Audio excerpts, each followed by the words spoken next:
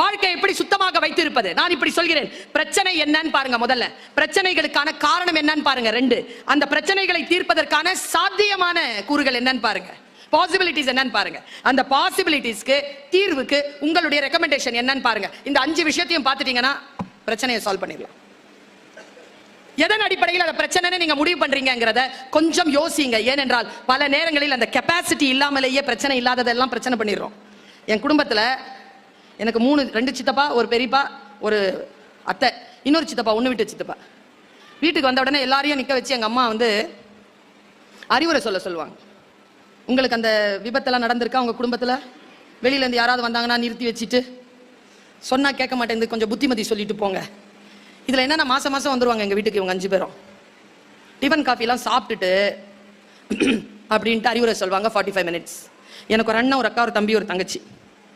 நாங்கள் 5 பேரும் நிற்போம். எங்கள் அம்மா என்ன காட்டி தான் சொல்லும், இதுக்கு சொல்லுங்க, அடங்க மாட்டேங்க, இதுக்கு சொல்லுங்க, இதுக்கு அறிவுரை சொல்லுங்க.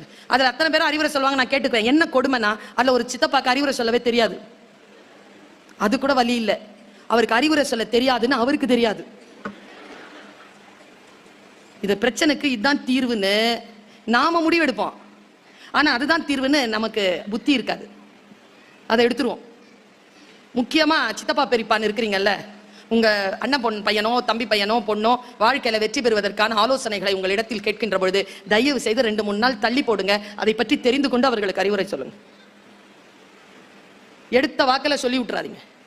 சிலது மீன், சிலது மானு காட்டுல ஓடும், மீன் தண்ணியில நீந்தும். நீங்க மீனை பிடிச்சி காட்டுல விட்டுறீங்க, மானை பிடிச்சி கடல்ல விட்டுறீங்க. ஏன்னா பிரச்சனைக்கான தீர்வு என்னன்றது புரியாது. ரொம்ப தெளிவா சொல்லவா, இதை ரொம்ப நேரம் பாத்தீங்கன்னா பிரச்சனைக்கான தீர்வு இல்ல, பிரச்சனையே என்னன்னே தெரியாது.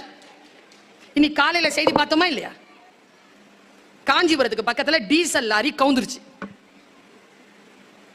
எல்லாம் அந்த டீசல்ல பிடிச்சிட்டு போறாங்க. அது எவ்வளவு அபாயம்! உயிரை விட முக்கியமா? அது போடுறதுக்கு வெஹிக்கிள் இருக்கா உங்ககிட்ட?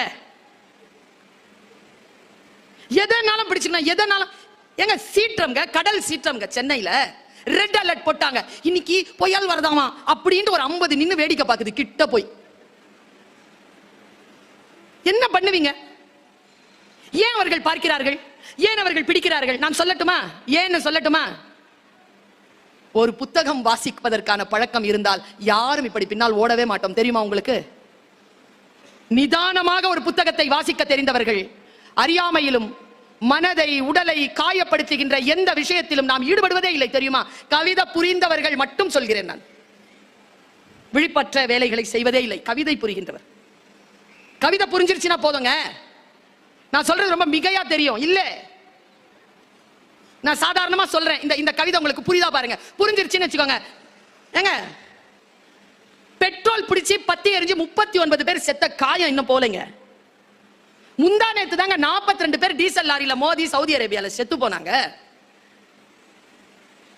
தெரிந்தும் ஏன் அங்கே கொண்டு போய் நாம் விழுகிறோம் தெரியுமா? நமக்கான அந்த விழிப்புணர்வு இல்லை. அந்த விழிப்புணர்வு எப்பொழுது வரும்? நான் சொல்லுகிறேன், புத்தக வாசிப்பினால் வரும். தயவு செய்து புத்தகங்களை வீட்டுக்கு எடுத்து சென்று இரவு உணவு நேரத்தில் உணவு முடித்தவுடன் நல்ல புத்தகத்தை தொடர்ந்து 10 பக்கமாவது வாசிக்கின்ற நல்ல பழக்கத்தை குடும்பத்தில் மேற்கொள்ளுங்கள். இந்த கொள்ளிக்கட்டையை கொஞ்சம் ஆஃப் பண்ணி வைங்க. இது நமக்கு நாமே வச்சுக்கிற தீ. இது 3வது கண். தெரியுமா உங்களுக்கு? இது 3வது கண் நம்மை பார்த்து கொண்டே இருக்கு. நான் ஒரு பெண்ங்க, என்ன யாராவது இப்படி குருகுருன்னு பார்த்துட்டு இருந்தா எனக்கு பிடிக்காதுங்க. அதுக்கு பயிர்ப்புன்னு பேரு. முக்காலமும் பார்த்துட்டு இருக்கு எனக்கு என்ன ஒரு கண். ஆண்களுக்கும் அதே பயிர்ப்பு தான். பயிர்ப்பு என்பது ஆணுக்கும் பெண்ணுக்கும் சமமானது தான். நான் எப்படி புரிய வைக்கிறது உங்ககிட்ட? இந்த கேட்ஜெட்டை விட புனிதமானது, இந்த கேட்ஜெட்டை விட மிக மிக விழிப்புணர்வு கொடுக்கக்கூடியது புத்தகம். ஒரு புத்தகத்தை படிக்கிறேங்க, ஒரு திருக்குறள்ல ஒரு குறள் படிக்கிறேங்க, நிலம் நகருதுங்க. புரிஞ்சுக்கிட்டேனா? செய்யத்தக்க அல்ல செய்யக்கெடும், செய்யத்தக்க செய்யாமையாலும் கெடும். புரிஞ்சிருச்சுன்னா இங்க வெடிக்குதுங்க. அதனால தான் அவை சொன்னால் அணுவை துளைத்து 7 கடலை புகட்டி குறுக தரித்தது குறள்.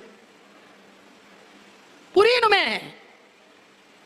செய்யத்தக்க அல்ல செய்யக்கெடும். எது செய்யக்கூடாதோ அதை செஞ்சுட்டா கெட்டுறோம்ப்பா.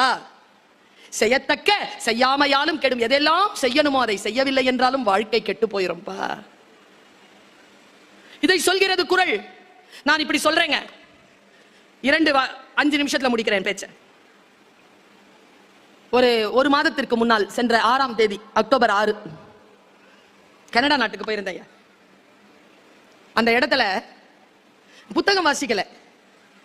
நீங்க எல்லாம் உட்கார்ந்து கேட்கறீங்கல்ல, நான் ஒரு 10-15 வருஷம் வாசிச்ச அனுபவத்தை இந்த 1 மணி நேரத்துல டிட்பிட்ஸா சொல்லியிருக்கேன்ல. நான் வாசித்தது தானே சொல்லியிருக்கிறேன். திருக்குறளில் கவர்னன்ஸ் டொரண்டோ தமிழ் மன்றம் நடத்துது.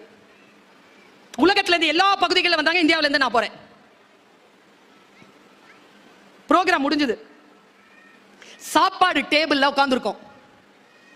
இதே அனுபவம் சாப்பாடு டேபிள்ல எனக்கு 2-3 தடவை நடந்திருக்கு. முன்னால உட்கார்ந்து சாப்பிடுறவங்க இருக்காங்கல்ல, அவங்க போற போக்கில் ஏதோ ஒரு சொல்லுவாங்க. பா, போற போக்கில் சொன்னேன். டொரண்டோல இல்ல, அமெரிக்காவில் ஒருத்தர் சொன்னார், 65 வயசு அவருக்கு. அவர் சொன்னார், பர்வீன், நீ சந்திக்கிற மனிதர்களிடத்தில் இதை போய் சொல்லுங்கண்ணா. இந்த உலகத்தில் எதை தொட்டாலும் அதற்கு என்று ஒரு விலை இருக்கிறது என்று போய் சொல். எல்லா விலையும் பணத்தோடு தொடர்புடையது அல்ல என்றும் போய் சொல். குழந்தை பெற்றுக் கொள்ள வேண்டுமா, அதற்கு ஒரு விலை. திருமணம் செய்து கொள்ள வேண்டுமா, அதற்கு ஒரு விலை. படிக்க வேண்டுமா, அதற்கு விலை. அதிகாரிகளாக வந்து உட்கார வேண்டுமா, அதற்கு ஒரு விலை. பேச்சாளராக வர வேண்டுமா, அதற்கு ஒரு விலை. உட்கார்ந்து கேட்க வேண்டுமா, அதற்கு ஒரு விலை. விலை கொடுக்காமல் இந்த உலகத்தில் எதுவும் கிடையாது, எதுவும் கிடையாது.